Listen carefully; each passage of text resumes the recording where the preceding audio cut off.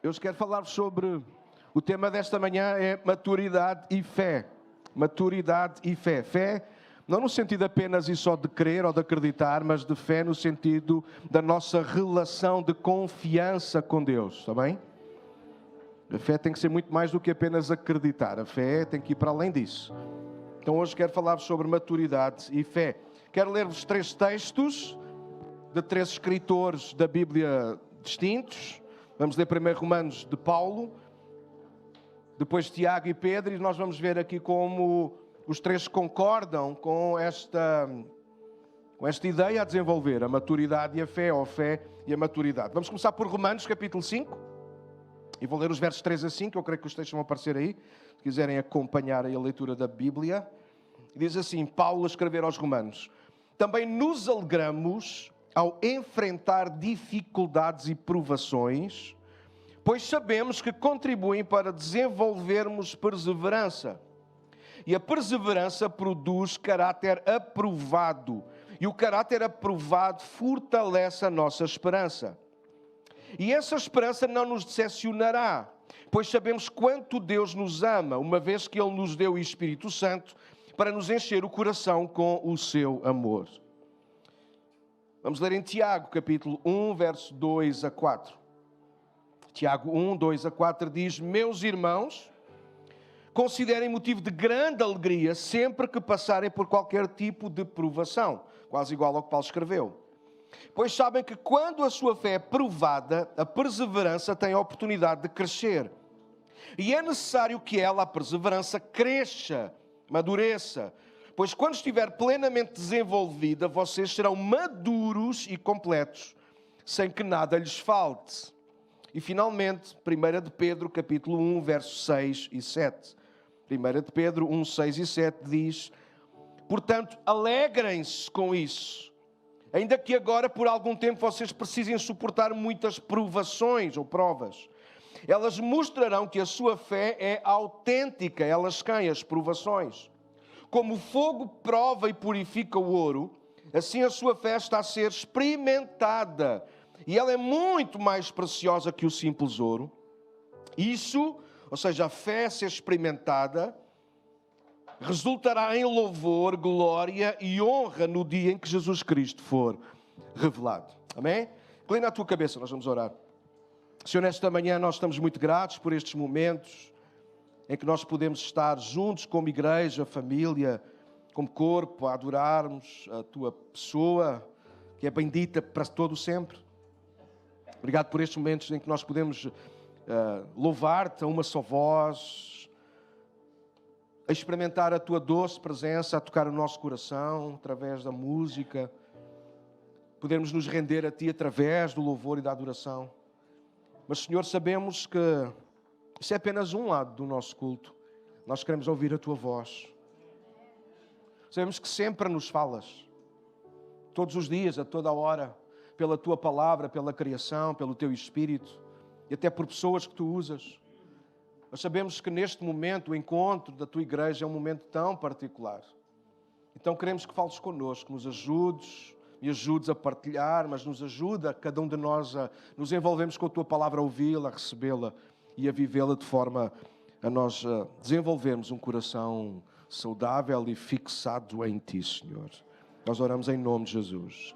Amém. Amém. Então, maturidade e fé. Então, é impossível desligar a fé saudável, autêntica, sincera, da maturidade. É impossível desligarmos a fé, a nossa relação com Deus, da nossa maturidade, do nosso crescimento, do nosso desenvolvimento pessoal. E segundo os textos que nós acabamos de ler, de Paulo, de Tiago e de Pedro, podemos afirmar que maturidade tem que ver com gente cuja fé foi provada, ok? Ficou firme, ou seja, a perseverança manifestou-se e cresceu, desenvolveu-se, e o resultado disso, de uma fé provada e de uma perseverança a manifestar-se, a crescer, é sempre duplo. Pensem, caráter aprovado por Deus e glória e louvor para Ele. Ou seja, sem caráter aprovado, não há glória e louvor para Deus, ok? Sempre que o nosso caráter reprova, nós não estamos a dar glória e honra a Deus. Então, na nossa vida, enquanto pessoas, enquanto indivíduos, enquanto o coletivo, enquanto igreja, nós precisamos de perceber que há um interesse enorme da parte de Deus em que nós desenvolvamos. Aliás, se formos honestos, nada mais nos irrita, perdoem-me por assim esta palavra, do que gente que é imatura, de gente que deveria ter um comportamento e tem outro, gente que devia dizer uma coisa e diz outra. Enfim, todas essas coisas. Até nós próprios, quando nós falhamos e depois ficamos, mas porque é que eu voltei a fazer aquilo? Porque, de facto, deveria ser, ou é natural, e deveria ser muito mais natural em toda a nossa vida espiritual, nós nos desenvolvermos espiritualmente de forma a atingirmos a maturidade espiritual. Porquê? Porque só através da maturidade nós iremos honrar a Deus. Só através da maturidade nós alcançaremos, como dizia Moisés, nós alcançaremos um coração sábio. E no dizer de Paulo, Pedro e Tiago, um caráter aprovado, uma perseverança, uma fé desenvolvida e experimentada. Então, Deus sempre irá permitir, ou mesmo trazer em alguns momentos, provas à nossa vida. E eu gosto de pregar sobre isto por causa do seguinte, não foi mais nada, não, há mais coisas. Vocês sabem, Deus prova-nos não para Ele nos conhecer, mas para nós nos conhecermos melhor a nós próprios. Deus não precisa de nos provar para nos conhecer. Ele já nos conhece de gingeira, como diz o bom português. A Bíblia diz que até antes de nós abrirmos a nossa boca, Ele já sabe o que nós vamos dizer. Ele conhece-nos, Ele conhece-nos. Aliás, nós estamos a ser formados no Salmo 139, no ventre da nossa mãe. Já Ele conheceu os nossos dias, Ele já sabe tudo. Então porquê é que Deus nos prova? Por causa daquilo que acabámos de ler. Porque a nossa fé tem que ser provada, tem que ser esticada, tem que ser comprovada e experimentada. Para quê? Para alcançarmos um caráter aprovado aos olhos de Deus. Então não é Deus que nos dá um caráter aprovado, mas Deus dá-nos a oportunidade, a chance, através das provas que nós vamos enfrentando na vida, de nós nos testarmos a nós próprios. Testarmos a nossa sinceridade, a nossa lealdade, o nosso compromisso, todas essas áreas boas que todos nós gostamos que os outros tenham para connosco. Mas que Deus também aprova que nós tenhamos para com Ele. Então hoje desejo ensinar e exortar a alinharmos a nossa fé, ou seja, a nossa relação de confiança séria com Deus, com a maturidade. Ou seja, a compreender que a nossa maturidade espiritual vem de uma fé provada, experimentada. E uma fé experiente desenvolve e promove a maturidade. E apenas com essas duas alinhadas, fé e maturidade, e em progresso, nós iremos honrar ao Senhor. Então, gente madura privilegia a fé. Gente madura privilegia a fé, ou seja, dá prioridade à fé. A nossa relação com Deus, gente madura, sempre vai dar a sua prioridade à relação com Deus. E nós, no final da minha exposição, nós vamos dar um exemplo muito prático e nós vamos ver exatamente isso. Gente madura até se arrisca a perder, até se arrisca a humilhar-se, até se arrisca a deixar ir, só para que Deus nunca fique defraudado. Então isto tem que ser muito importante. É uma atitude madura. Gente madura privilegia a relação com Deus. Gente que prioriza a relação com Deus, ou seja, a fé, desenvolve intencionalmente a maturidade. Então, se eu quero dizer, não, eu quero mesmo honrar o Senhor, então eu tenho que prestar mais atenção à minha postura, à minha maturidade. É o que nós fazemos com os nossos filhos, e alguns de vocês já com os vossos netos, não é? Quando eles começam a pedir alguma coisa que está acima do nível, por exemplo, da idade, o que é que nós imediatamente lançamos? Uma prova. Se tu tiveres boas notas no final do ano, a gente volta a conversar sobre esse tema. Alguém sabe do que eu estou a falar? Eu penso que estou a falar. Não? Malta que é da Terra, está cá? Não. Os de Marte, ponham as antenas agora de fora e de repente... Okay. É ou não? Até nós fazemos isso. Até nós fazemos isso a nós próprios. Ia dizer uma cena, mas ia ser só muito machista e não era nada disso. Não é só as senhoras que fazem dieta, nós homens também fazemos ou devíamos fazer. Mas às vezes olhamos para uma peça de roupa e dizemos, e aquela camisa é brutalíssima. Mas deixa de ser parvo, já experimentaste e a tua barriga fica mal nela. Não estejam a rir, porque alguns de vocês não estão muito melhores do que eu. É só olharem só ao espelho. Então, qual é a prova que a gente se propõe, que a gente se autopropõe? Emagrece lá uns quilinhos, faz lá aí qualquer coisa e depois, como prémio, compras aquilo. Então, faz sentido, não faz? Gente madura, gente que prioriza a relação com Deus, desenvolve intencionalmente a maturidade. Começa a dar provas, a obrigar-se a si mesmo a ter conversas diferentes, atitudes diferentes, posturas diferentes. Não é? Cristão bebé vai pelo que sente. E não tem mal nenhum. Porque há fases da vida para tudo. Estou a sentir. Não estou a sentir. Agora, quantos anos é que tu tens disto? Já tenho aqui alguns 10 ou 15. Então já devias ter passado a fase dos sentimentos.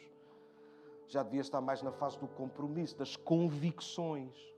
Então, o cristão maduro já não faz só porque sente. Faz porque está convicto.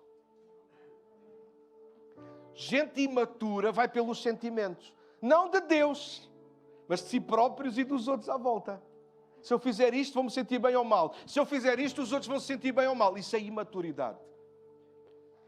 Gente madura já não questiona. É para fazer, está feito.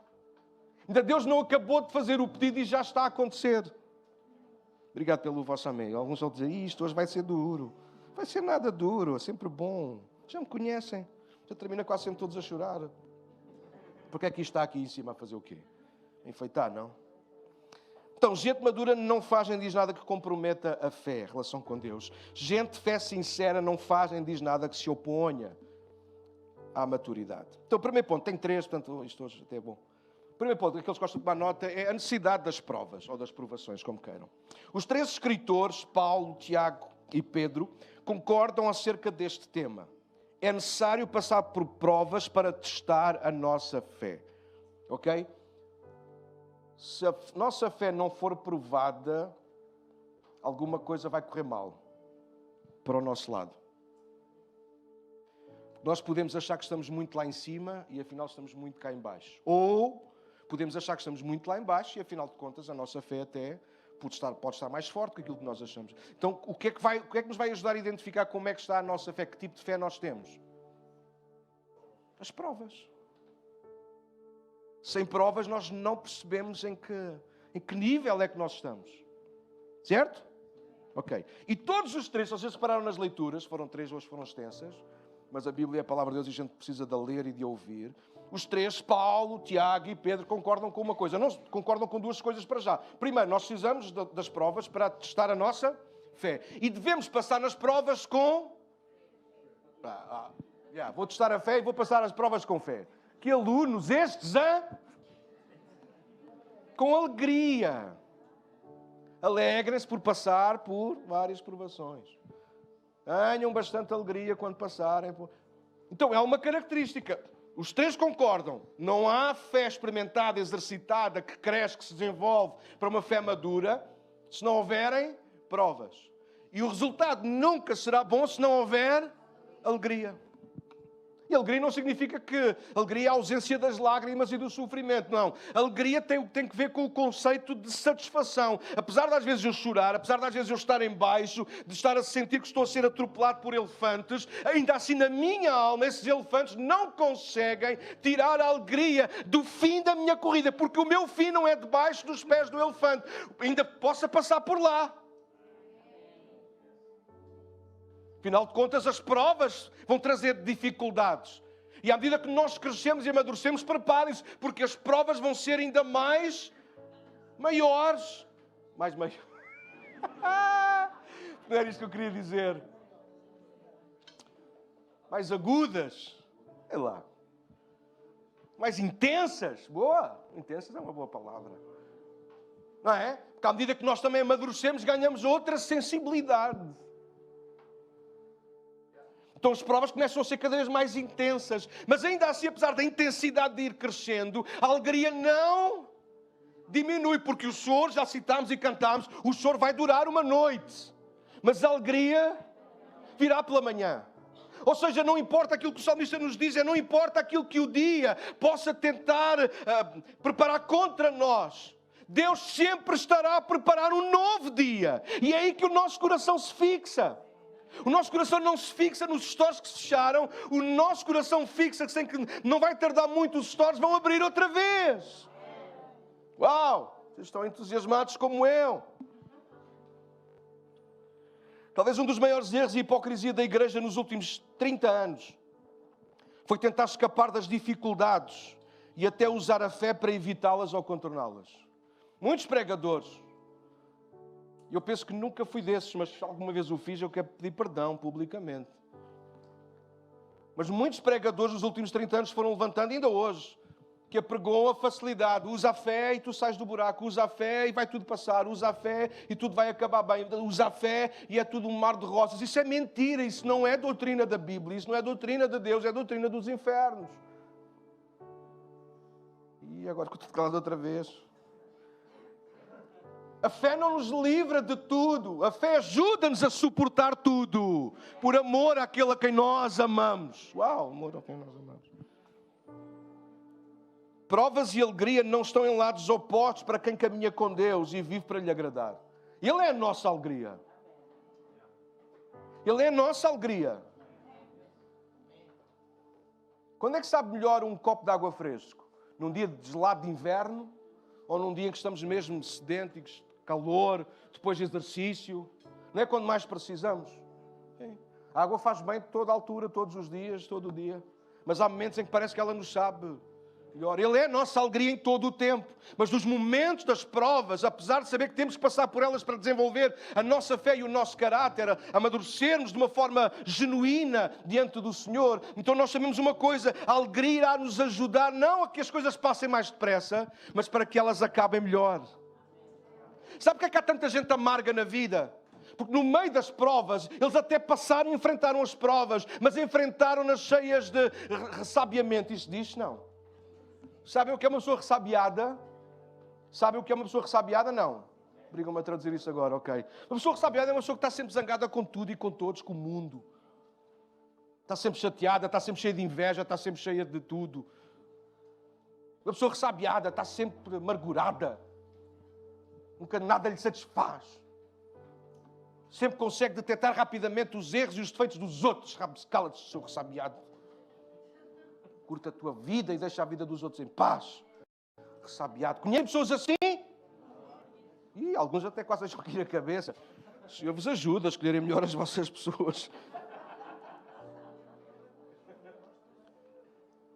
A alegria não vai fazer com que a prova seja mais rápida, ou seja, ou tenha menos dor. Não, não, não, não. A alegria vai nos ajudar a superar todas as coisas para a glória de Deus. Hebreus diz que Jesus suporta a cruz, tendo em vista a alegria que lhe estava proposta. Jesus, quando está na cruz, ele não está alegre, ele não está a fazer uma festa, ele não está a dar uma festa, mas na sua alma ele sabe aquilo que o espera, a alegria de que um dia vai estar novamente ao lado do Pai, porque é aí o nosso fim. Então as provas, elas têm que ter alegria. É verdade que a fé tem que ver com crer, sim. E para ser salvo, prestem atenção a isto, para ser salvo basta-nos crer em Cristo, apenas e só. Vejam o que diz Romanos 10, 9 e 10. Se com a tua boca confessares ao Senhor Jesus e em teu coração creres que Deus o ressuscitou dos mortos, serás salvo. Então, para ser salvo, basta-nos crer. E continua a dizer Paulo, visto que com o coração se crê para a justiça e com a boca se faz confissão para a salvação. Então, por esta razão, o ladrão na cruz entrou no paraíso, porque ele creu em Jesus. Lucas 23 fala-nos sobre isso. Senhor, lembra-te de mim quando entras no teu reino. E Jesus disse, ainda hoje estarás comigo no paraíso. Este homem não teve tempo de amadurecer na caminhada, mas teve a oportunidade de crer para ser salvo. E isso foi suficiente. Então, para ser salvo, basta-nos crer. Não é requerida qualquer maturidade. Mas para darmos testemunho da salvação, ou seja, para vivermos a nossa salvação, a maturidade não é só necessária, como ela é exigida.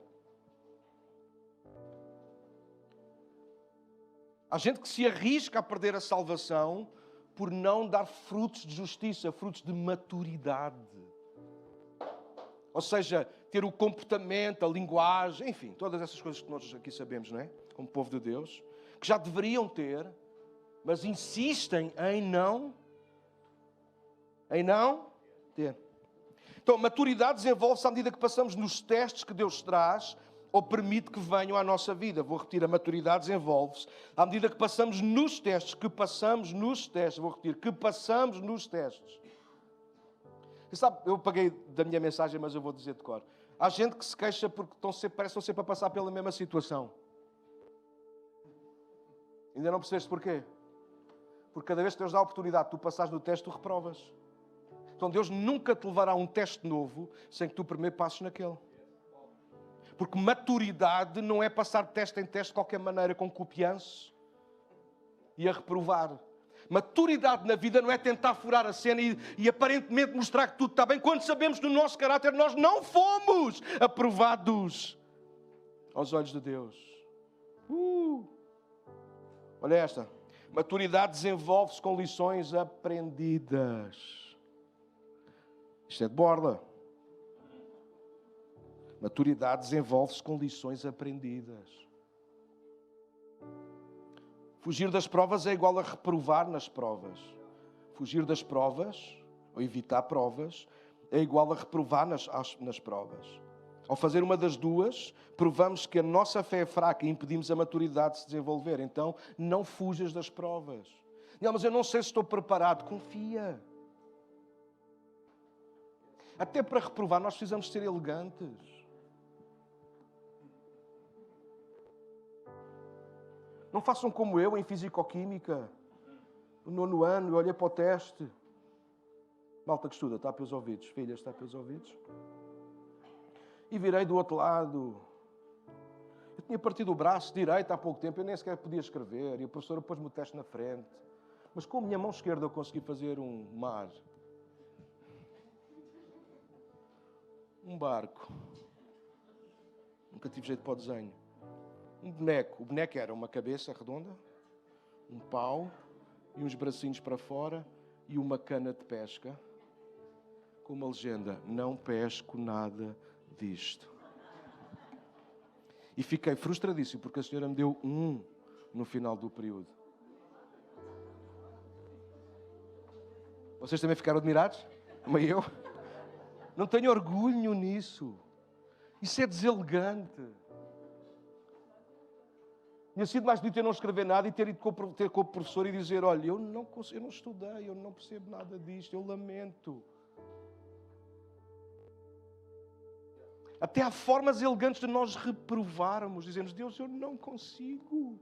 Nós encontramos homens e mulheres na Bíblia assim prostrados diante de Deus a dizer: eu não consigo lidar com isto. Nós temos uma mulher chamada Maria que toda a gente conhece, pelo menos no Natal. Senhor, como vai ser isto?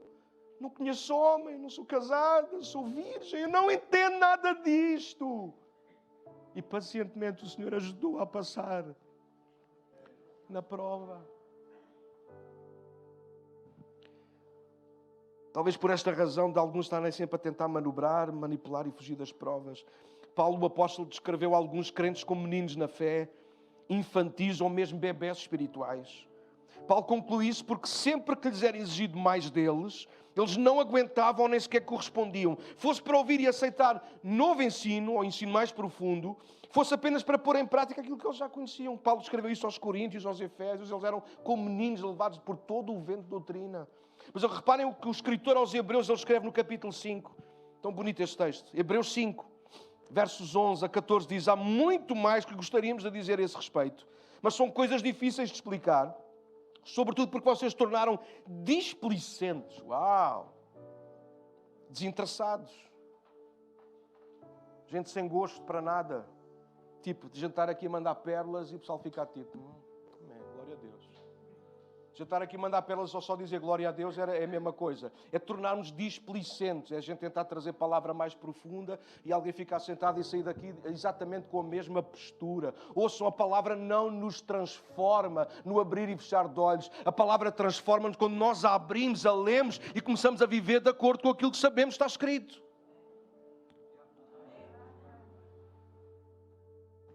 Alguns ainda estão à espera que a cena... Então o autor continua a dizer, verso 12, a esta altura, porque a igreja já teria cerca de 60 anos na nossa era, 60 anos de existência, já deveriam ensinar outras pessoas. E, no entanto, precisam que alguém lhes ensine novamente os conceitos mais básicos da palavra de Deus.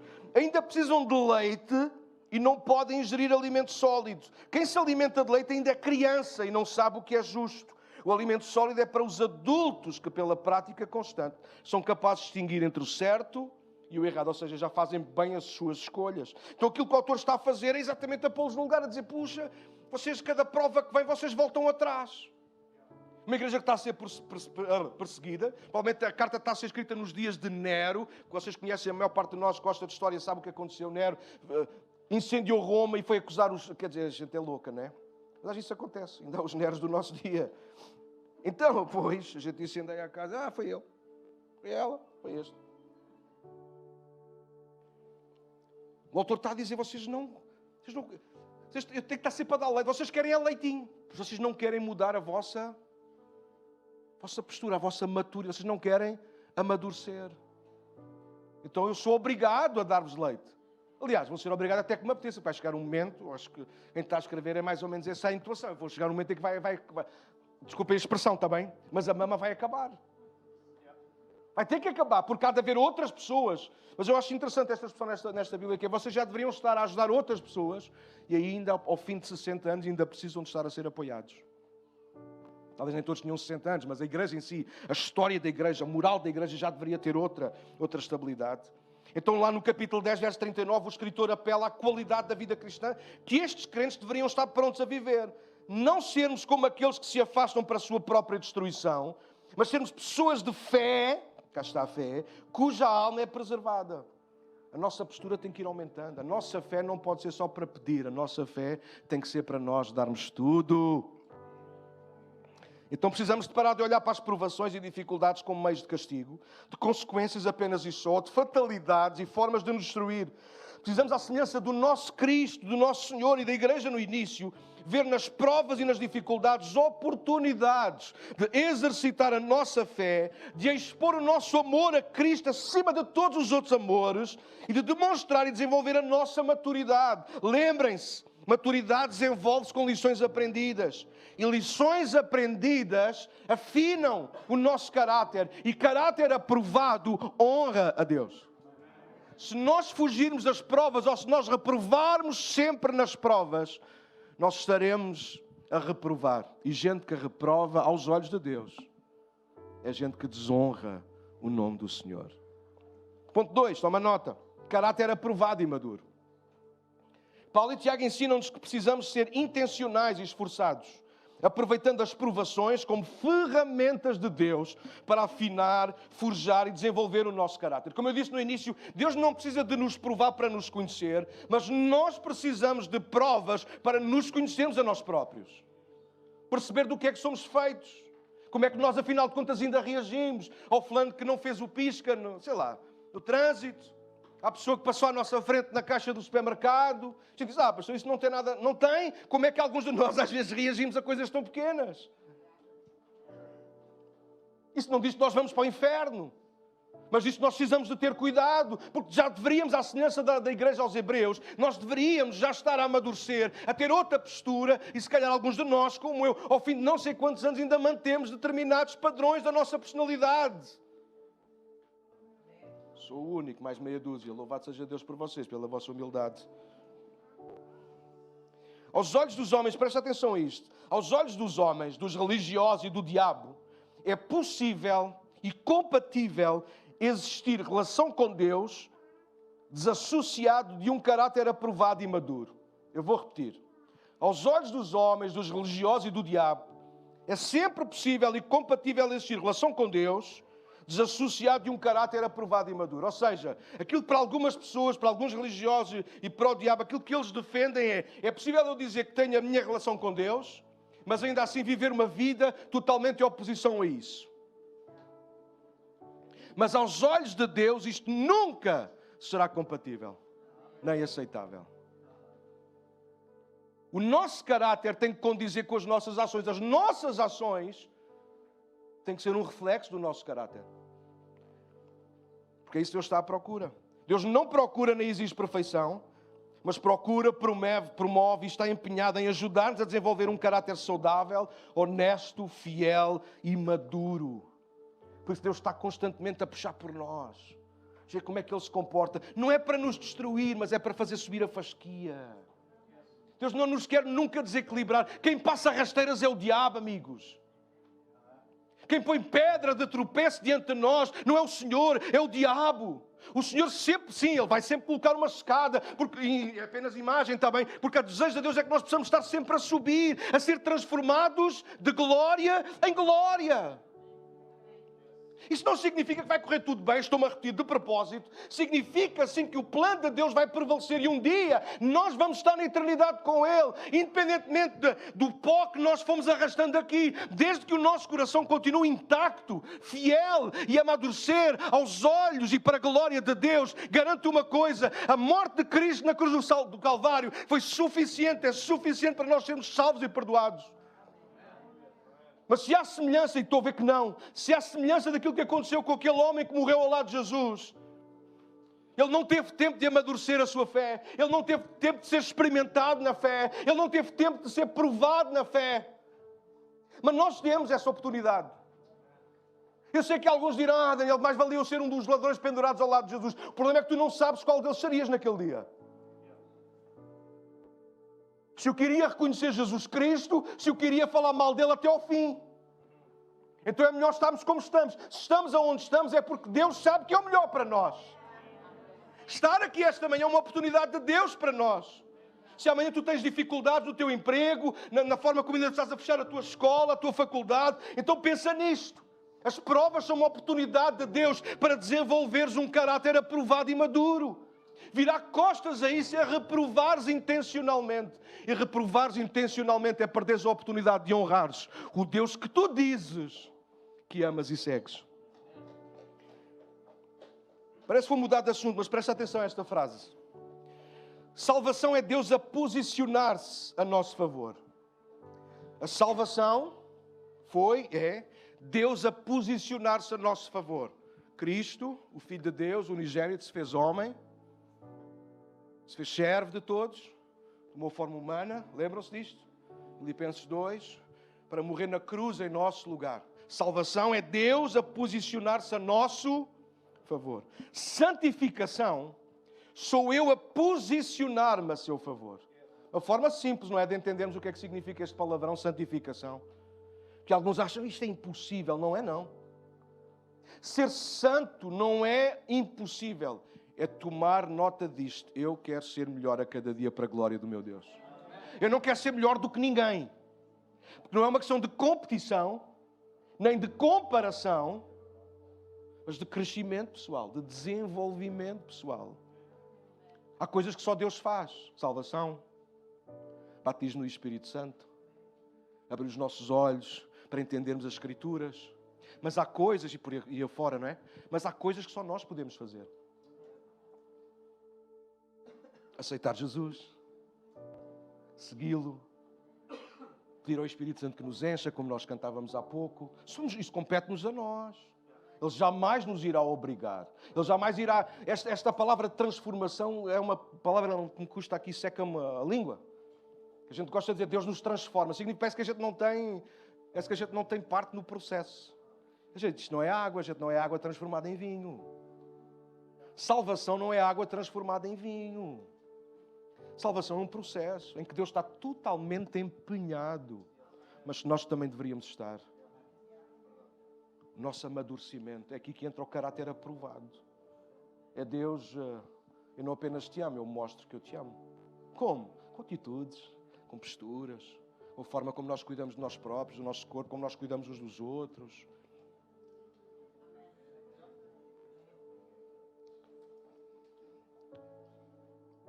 Para que houvesse salvação, Deus fez homem, tomou forma de servo e deu a sua vida. Mas da mesma forma, para não perdermos a oportunidade de agradar, honrar e servir o Senhor que se deu por nós, precisamos abraçar a santificação, dando-nos voluntariamente, ou seja, abrindo mão dos nossos desejos, impulsos e tudo o que pode comprometer a nossa fidelidade e maturidade.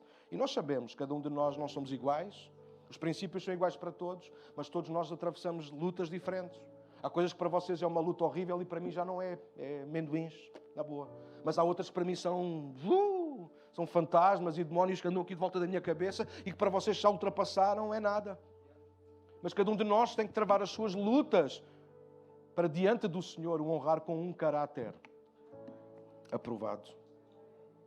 Olha o que Paulo diz aos Romanos capítulo 6, versos 11 a 14. Da mesma forma, considerem-se mortos para o pecado, mas vivos para Deus em Cristo Jesus. Portanto, não permitam que o pecado continue dominando os seus corpos mortais, fazendo que vocês obedeçam aos seus desejos. Não ofereçam os membros do corpo de vocês ao pecado como instrumentos de injustiça. Antes ofereçam-se a Deus como quem voltou da morte para a vida. E ofereçam os membros do corpo de vocês a Ele como instrumentos da justiça. Pois o pecado não os dominará, porque vocês não estão mais debaixo da lei, mas debaixo da graça.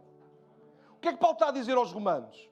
Paulo não está a dizer, olha, orem muito a Deus para que Ele vos ajude a vocês não pecarem mais. Não, não. Aquilo que Paulo está a declarar aos romanos é, são vocês, a responsabilidade é vossa, é de cada um de nós, compete-nos a nós, não vivemos mais para o pecado. Compete a ti não te ofereceres mais para a injustiça, mas compete a ti, está o mesmo poder está na tua mão de dizeres não ao pecado, está o poder na tua mão de dizer sim para a glória de Deus. Isto não é maravilhoso? Perceber assim, Cristo de facto me libertou para que eu escolha agora com saúde, para que eu escolha convenientemente aquilo que agrada a Deus.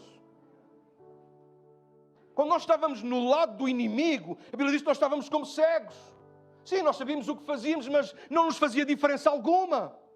Pecar ou não pecar, acertar ou não acertar, blasfemar ou não blasfemar. Alguém sabe do que eu estou a falar? Dizer palavrão ou não dizer palavrão, vir à igreja ou não vir à igreja. Isso não nos incomodava. Estávamos como que o paralítico de Betesda, a gente não sente nada no corpo. Mas um dia, louvado seja Deus, através de alguém, não importa, nós viemos a Cristo, nós aceitamos Cristo. E essa paralisia, essa insensibilidade espiritual acabou.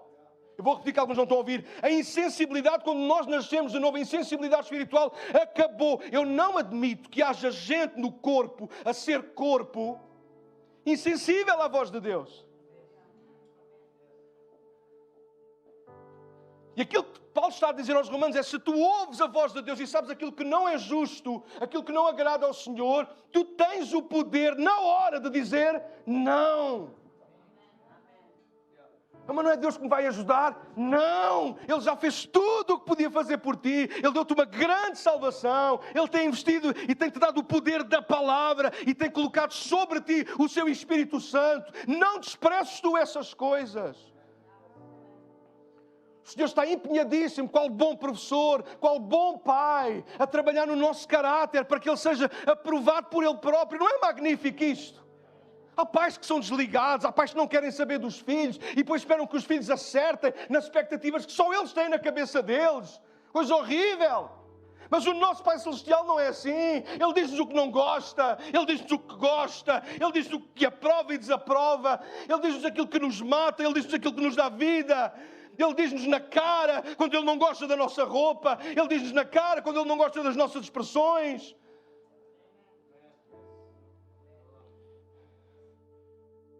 Considerem-se mortos para o pecado. Não é Deus que nos considera mortos para o pecado. Sou eu que me considero morto para o pecado. Então isto fala da tal santificação. Não é de um jeito que eu dou, mas é de uma posição que eu assumo. E isto vai desenvolver em mim um caráter aprovado e maduro. Deixa-me terminar no último ponto.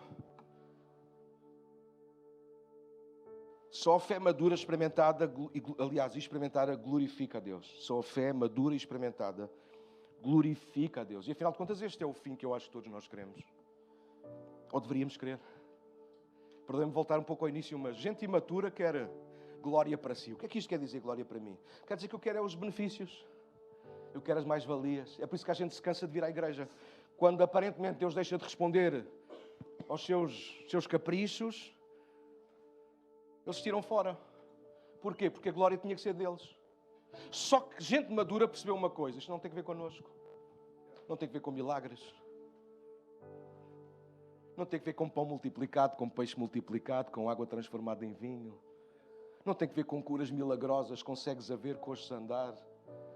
Não tem que ver com isso, não tem que ver com caminhar sobre as águas. Tem que ver com perceber quem é quem. E Jesus, Ele veio não por causa dos milagres que Ele poderia fazer. Jesus não precisava de ir para fazer milagres. Leiam a Bíblia, leiam o Antigo Testamento e há inúmeros milagres a acontecer e Jesus nunca tinha vindo. Ele não veio por causa dos milagres, Ele veio por causa daquilo que João diz no capítulo 1. Ele veio para manifestar a glória do Pai. Para que o Pai fosse visto em Cristo. Que que Jesus viesse glorificar o Pai. Então, nós precisamos de perceber isto. O fim da nossa fé, de uma fé madura, é uma fé que glorifica a Deus, sempre e em tudo. Quer Deus faça... Vocês conseguem acabar o refrão ou não? Isto dava uma música. Quer Deus faça, quer Deus não faça. Quer Ele se faça ouvir, quer aparentemente Ele esteja em silêncio. Quer Ele esteja em movimento, quer aparentemente Ele esteja parado.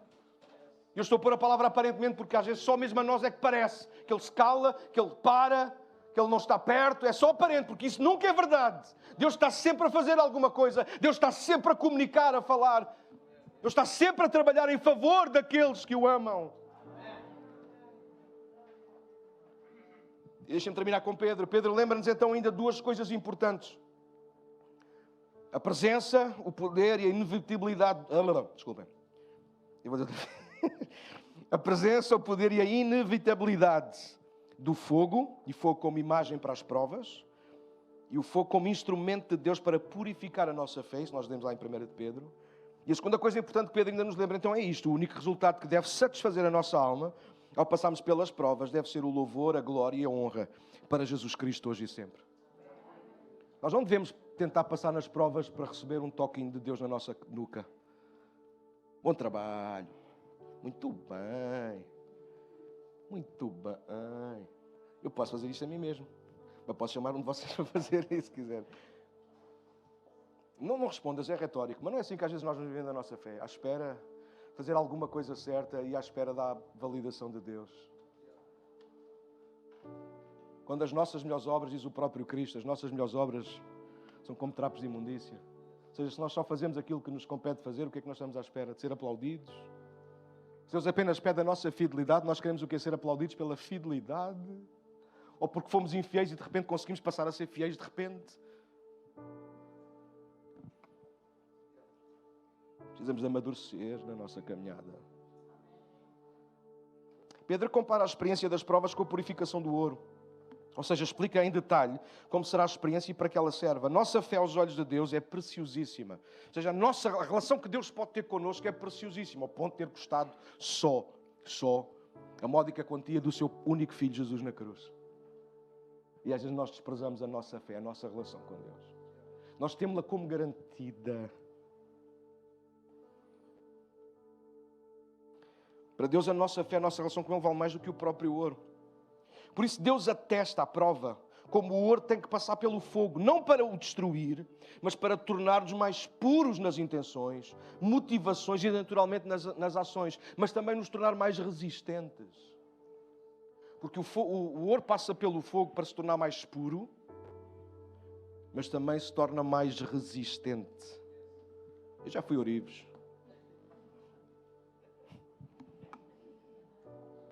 Agora escuta isto. Com ou sem o fogo jamais enganaremos o Senhor. Repito, Deus não precisa das provas para nos conhecer.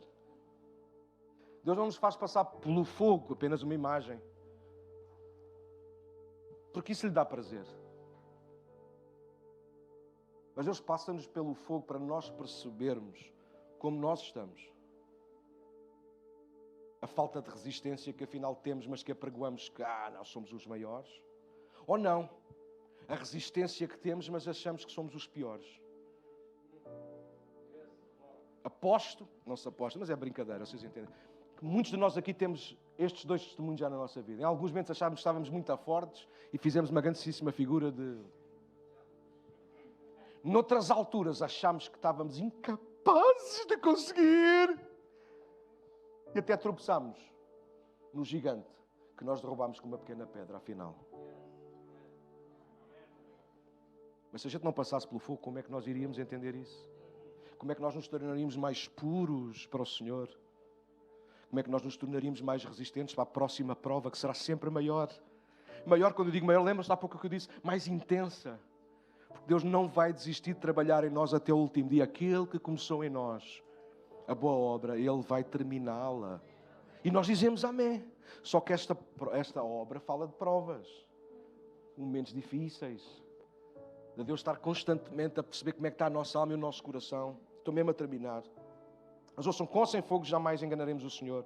Mas podemos estar a enganar-nos a nós mesmos, achando que somos de mais ou de menos.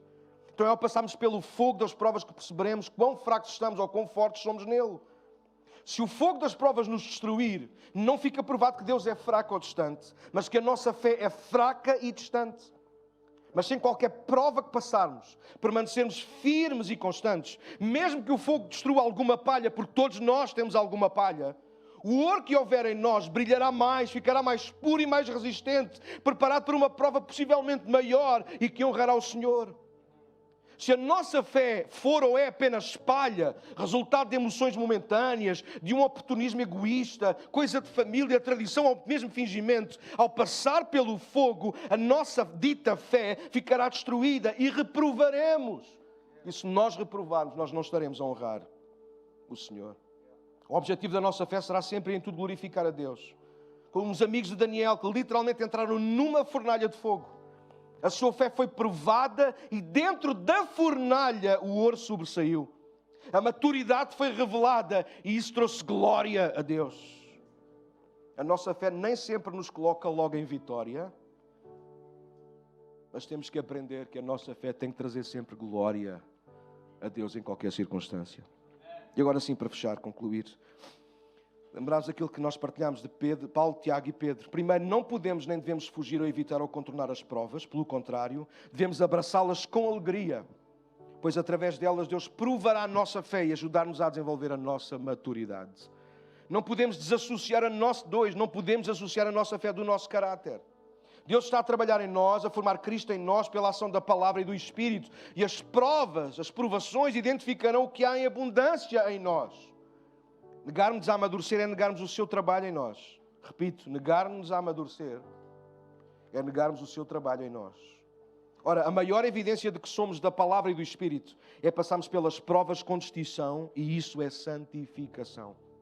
3, precisamos como gente madura entender, aceitar e participar nas provas como oportunidades de Deus para nos purificar e tornar cada vez mais santos, resilientes e resistentes, preparando-nos para toda a boa obra para a sua glória. E agora sim, permitam-me fechar com o exemplo que eu queria dar no início, ou que vos disse que ia dar no início. É o exemplo de Abraão. Em Gênesis, no capítulo 22, nós encontramos uma história fenomenal. Abraão é alguém que passa por muitas provas na vida, desde o momento em que ele tem que sair da sua terra e da sua parentela, em que ele tem que esperar que o seu pai morra num lugar chamado Harã, e só depois então começa a viagem, a peregrinação. Abraão foi passando por muitas provas. A prova de Deus lhe declarar que ele iria ser pai de nações e ele nem sequer podiam ter filhos. Que prova à fé. Mas chegou o dia em que Deus cumpriu a sua palavra. Ele disse, olha, daqui a um ano Sara vai ter um bebê. E esse vai ser, desse vai ser a descendência. E passados cerca de 15, 16 anos, Deus chama Abraão, Gênesis 22. E Abraão sempre, e eu não vou perder tempo com isso, mas é tão bonito só este texto. Abraão é um homem que sabe ouvir. Como é que sabemos isso? Cada vez que Deus o chamou, ele disse, eis-me aqui, Senhor. Quando Isaac o chamou, ele disse, eis-me aqui, filho. Não há maturidade sem bons ouvidos. E não estou a falar destes. Estou a falar destes. A nossa sensibilidade tem que acompanhar a nossa maturidade. A nossa maturidade tem que acompanhar a nossa sensibilidade para saber ouvir. Por alguma razão, o próprio Tiago nos diz para nós sermos tardios em falar e prontos a ouvir. Vamos a Gênesis para eu terminar. Gênesis 22, 1 diz, algum tempo depois Deus pôs Abraão à prova. Abraão, Deus chamou. Sim, respondeu Abraão, aqui estou. Esta não é a primeira prova de Abraão, mas provavelmente para mim é a mais difícil e exigente. Isto é para nós, ouçam. Deus irá provar-nos sempre que for necessário recolocarmos o nosso coração no sítio certo. Deus irá provar-nos sempre que for necessário colocar o nosso coração no sítio certo. Talvez eu não seja o único, mas há muitos momentos da nossa vida, por variadas razões, o nosso coração dispersa. Os nossos ouvidos dispersam para outras vozes, para outros chamamentos. E Deus vai nos provar sempre que for necessário voltarmos a colocar o coração no sítio certo. Algumas vezes Ele vai nos chamar ao deserto, como fez com o povo, disse a Oséias, vou levar-te ao deserto para que possa falar ao teu coração. Mas quem gosta do deserto? Ninguém. Mas se é no deserto que a gente ouve a voz de Deus, então bora ao deserto. Come e cala-te. Haverão provas, sim. Haverão dificuldades, sim. Haverão tribulações, sim. Mas em todas estas coisas seremos mais do que vencedores. Se mantivermos uma fé madura naquele que nos amou primeiro. Verso 2 diz, Gênesis 22, disse Deus: toma o teu filho, o teu único filho Isaque, a quem tu amas tanto, e vai à terra de Moriá. Lá em dos montes que eu lhe mostrarei, oferece-o como holocausto. Ouçam, Deus nunca nos pedirá nada nas provas que não nos faça diferença a nós.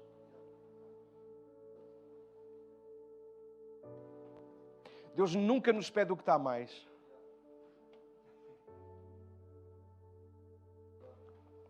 Deus deseja levar-nos ao limite, porque é a única forma de subirmos o nível. Deus sempre nos provará com aquilo que de alguma forma, ou ouvi isto com ouvi que isto é para alguém que está aqui esta manhã. Provavelmente para mim também. Deus sempre nos provará com aquilo ou naquilo que de alguma forma pode ter o potencial de competir ou mesmo roubar o seu lugar do nosso coração. Eu vou abreviar a leitura, mas versos 3 a 6 diz que na manhã seguinte Abraão se levantou cedo e preparou o seu jumento, levou consigo 2 de seus servos e seu filho Isaque, cortou lenha para o fogo do holocausto e partiu para o lugar que Deus lhe tinha indicado. No terceiro dia da viagem, vou repetir, no terceiro dia de viagem, Abraão levantou os olhos e viu o lugar de longe. Ainda estava longe. Fiquei aqui com o jumento, disse ele aos servos. O rapaz e eu iremos mais adiante, vamos adorar e depois voltaremos. Abraão ensina-nos e desafia-nos a abraçar a viagem da fé, que é difícil, tem dúvidas, tem medos, mas também tem que ter obediência, renúncia e compromisso incondicional. Abraão, ao que a maioria chamaria e chama de sacrifício, de perca, de desperdício, ele considerou adoração. Gente madura também sofre, mas nunca deixa de adorar. A dor não cala a adoração, queridos. Afina o adorador. Não foi uma viagem de meia hora. São 3, 4 ou 5 dias, volta e depois voltar para trás tudo outra vez. Uau! Verso 6, Abraão pôs a lenha para o holocausto nos ombros de Isaque. E ele próprio, Abraão, levou o fogo e a faca. Enquanto os dois caminhavam juntos, Isaque se virou para Abraão e disse, provavelmente eles pararam aqui. Eles pararam. E disse, pai, sim, meu filho, respondeu Abraão. Temos fogo e lenha, disse Isaque. Mas onde está o cordeiro para o holocausto? Deus providenciará o cordeiro para o holocausto, meu filho. Respondeu Abraão. E continuaram a caminhar juntos. Isaque, neste momento, é um tipo de Cristo, com a lenha às costas, como Cristo carregou a sua própria cruz. Mas o destaque, mais uma vez, tem que ir em Abraão. Se por um lado ele está pronto a entregar ou devolver o seu próprio filho, por outro ele confia que Deus é fiel e capaz de providenciar um sacrifício melhor. Abraão não está a mentir ao filho, não está a enganar o filho, não está a iludir o filho. Abraão vai na fé. E nós já vamos ver em que fé é que ele vai. Abraão vai na fé de que Deus vai providenciar um outro cordeiro, ou Deus vai providenciar uma coisa maior, a ressurreição do seu filho morto ali naquele altar. Veja o que diz o autor aos Hebreus, que inspiração para este momento. Hebreus 11 diz, pela fé Abraão, ao ser posto à prova, ofereceu Isaque como sacrifício. Abraão não havia recebido as promessas, Abraão, que havia recebido as promessas, estava disposto a sacrificar o seu único filho. Embora Deus lhe tivesse dito, Isaque é o filho de quem depende a sua descendência. Só que Abraão concluiu que se Isaque morresse, Deus tinha poder para trazê-lo de volta à vida e, em certo sentido, recebeu o seu filho de volta dos mortos. Uau! Que fé, que maturidade, que caráter aprovado e maduro de Abraão. Por alguma razão ele ficou conhecido como pai da fé e não como menino da fé. Nós gostamos de atribuir isso porque é um título, porque ele foi o primeiro a crer assim. Não foi só porque foi o primeiro a crer desta forma, mas porque Abraão creu sempre desta forma. Talvez pai ali não é só porque ele é o primeiro, mas porque ele foi maduro. E nós precisamos nos tornar maduros, nós precisamos nos tornar pais na fé. Por nós próprios, mas também por outros que estão à nossa volta. Claro que as nossas provas são diferentes das de Abraão, mas o objetivo será sempre o mesmo: refinar o nosso coração, purificar a nossa alma, trabalhar o nosso caráter de forma a glorificarmos ao Senhor em toda a nossa forma de viver, com tudo e em tudo. Fica de pé comigo, nós vamos terminar, mas presta atenção, ouve. Para entrar no reino nós precisamos nos tornar como? Como quê? Como meninos. Interessante, não é? Mas não podemos ficar como meninos toda a vida. O objetivo é nós nos tornarmos homens e mulheres de fé, homens e mulheres de Deus, provados, comprovados e desenvolvidos pelas provas. Então não resistas, não fujas nem manipules as provas. Elas são necessárias para o teu crescimento. Não basta parecer bem na fé. Precisamos ser achados por Deus como homens e mulheres de caráter aprovado aos seus olhos. O fogo não nos destruirá, a não ser que a nossa vida seja uma fachada, uma simulação e uma hipocrisia. O fogo será até essencial para destruir o que não presta e refinar o ouro que há em nós, a nossa fé. Lembra-te, maturidade desenvolve-se com lições aprendidas. Lições aprendidas formam um caráter aprovado. Caráter aprovado honra a Deus. E deixa-me terminar com o texto. Creio que ele não vai aparecer aí, que ele surgiu-me depois. Diz Efésios 4,15 diz: antes, seguindo a verdade em amor, cresçamos. Ou desenvolvamos-nos, ou amadureçamos em tudo naquele, ou como aquele que é a cabeça, Cristo. Ele está a escrever aos Efésios, está a dizer isso. Malta, na maturidade é cada um por si. Se entendem o que isso significa. Na maturidade eu sou responsável por mim. Eu não sou responsável pela maturidade das minhas filhas. E muito pouco da vossa.